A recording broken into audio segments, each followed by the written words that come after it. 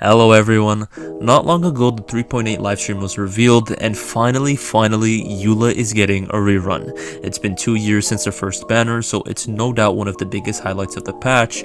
As such, there is a lot of hype around pulling her, but with that hype, I want to share my review of Eula and the pros and cons she has, so that when it comes time for her rerun, you're not just led by all the hype and possibly regret pulling her because of her negatives, rather you're informed about Eula and you can know whether she's right for you. And with my mention of Eula's negatives, you can prepare for it before she releases and have more enjoyment playing her. I'll also get into other important things like her free-to-play friendliness and how she stands in today's Genshin. Without further ado, let's begin.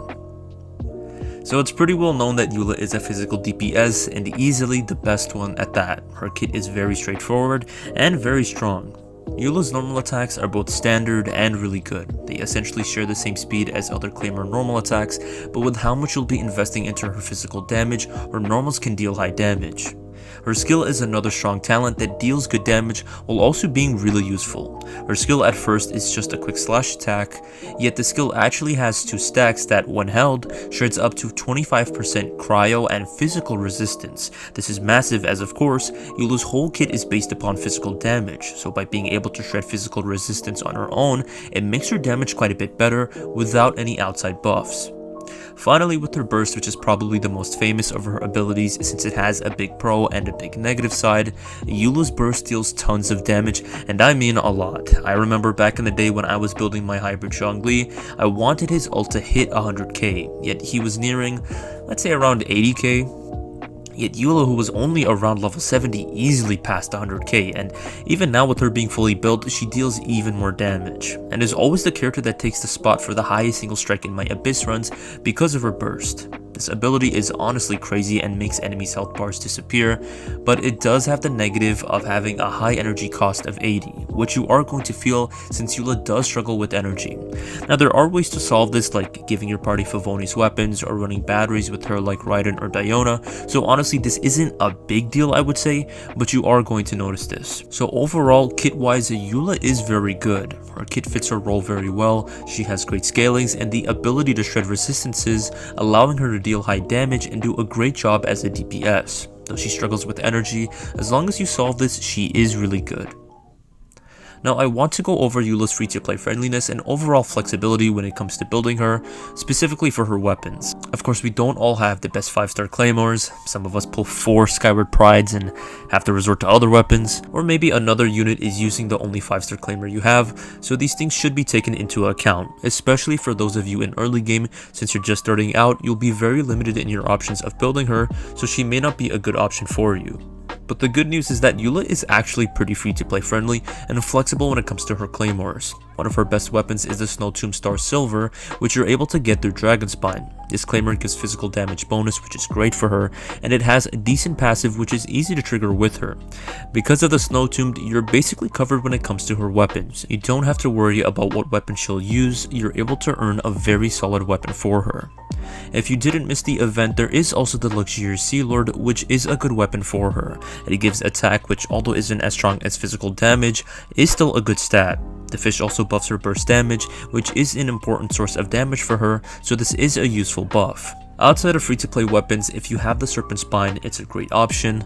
And then for 5 stars, the other good news is that every 5-star claymore is really good on her, like the Gravestone, the Unforged, and even the Skyward Pride. The energy it gives is very useful for Eula, it makes regaining her burst back much faster.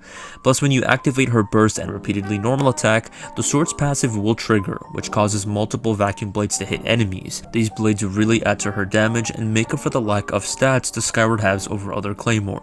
The Skyward gives a lot of good benefits, so I would say it's quite a good sword to use. As for Eula's artifacts, she has the pro of being able to make use of many options. You can build her with many different artifact sets.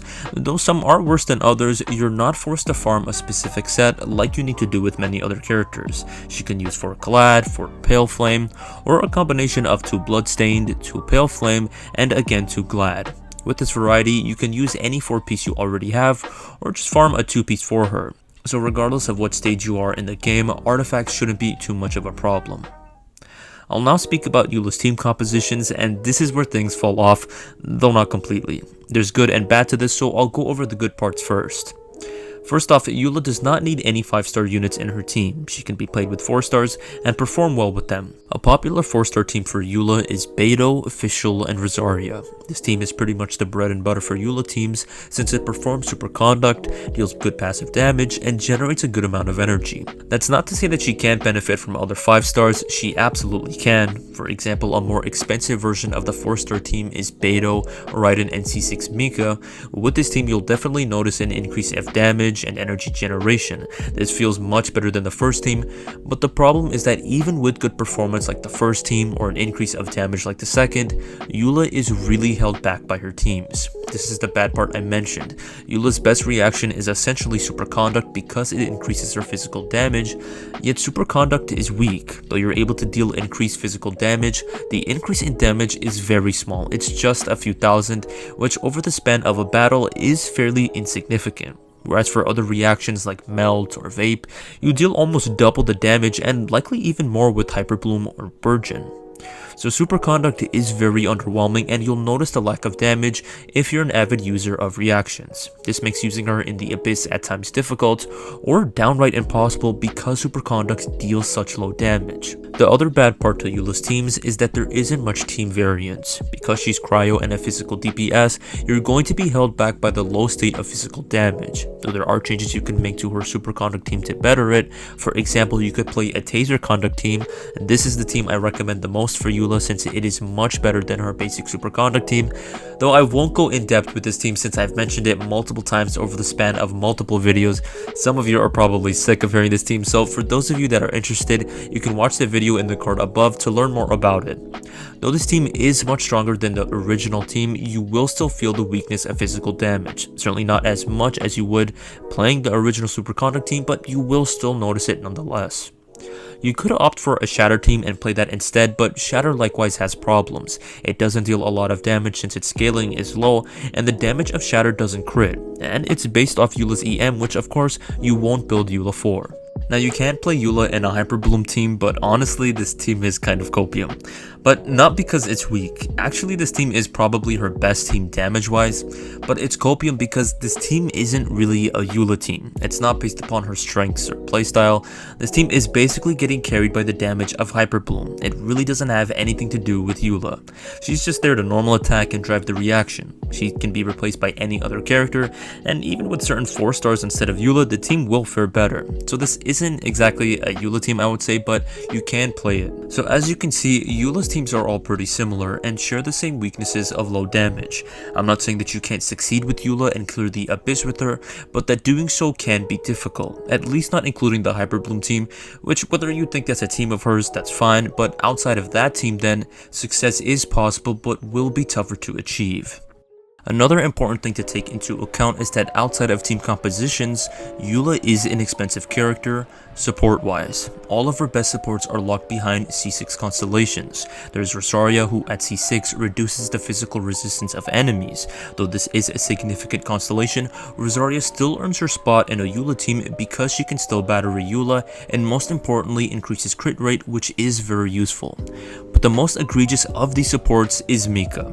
The crazy thing is that Mika is the definitive physical support. He's basically the Goro to your Ito. But the thing is that he honestly sucks. He is not a good support. And in some cases, and likely most, it's better for you to use C6 Rosaria instead of him, even though he was literally made for Eula. The reason he's so bad all has to do with his skill. When he casts his skill, the active character will receive a buff to physical damage and attack speed. This sounds amazing and it is, but the problem is that the buffs are based upon how many enemies are hit by his skill. They are not the same all the time. If the skill hits the max number of enemies at C0, which is 3, Eula will gain an attack speed and a 30% physical damage bonus. Yet if you hit less than 3 enemies, say 1, you'll gain an attack speed but only 10% physical damage bonus, which is pretty much nothing. So Mika's strength varies significantly, and of course there won't always be 3 enemies present. Sometimes the buffs he'll give are so negligible, so his performance will be really bad. Because of this, you basically need his C6 to offset this dumb restriction, and his C6 is crazy. It gives Eula a massive 60% crit damage increase, which regardless of how many buffs he'll give you, Eula's damage will be vastly improved. With this, I'm not saying that Eula needs these supports at C6 to be playable. She can still be played without their C6 or without them entirely, but she is much better with them, especially with C6 Mika. Before I end the video, I'm gonna sum up what I mentioned and answer whether you should pull for her. Firstly, if you like Eula, absolutely wish for her. I found that at higher ARs, fun characters keep you enjoying the game, not strong ones, so by all means, pull her. But for a meta or objective answer, Eula is overall a strong DPS. She can easily deal a lot of damage, and she's easy to pick up and play with her many options of weapons and artifacts.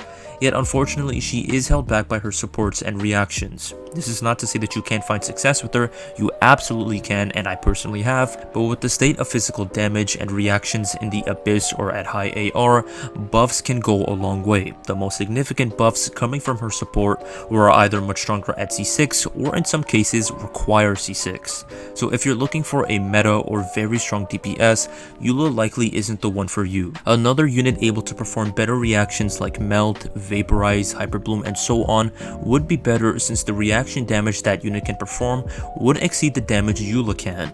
The difference in damage perhaps wouldn't be a massive difference if you had C6 Mika, but there'd be a difference in damage nonetheless.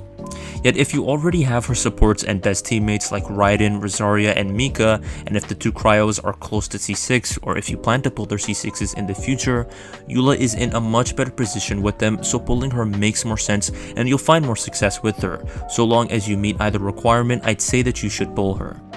And with that, I'm gonna end the video. I hope you learned something new and important to consider before you pull for Eula. And overall, I hope I helped you decide whether Eula is for you. Please let me know in the comments if you agree with my assessment of Eula and if you're gonna be pulling for her. If you enjoyed the video, please consider liking and subscribing.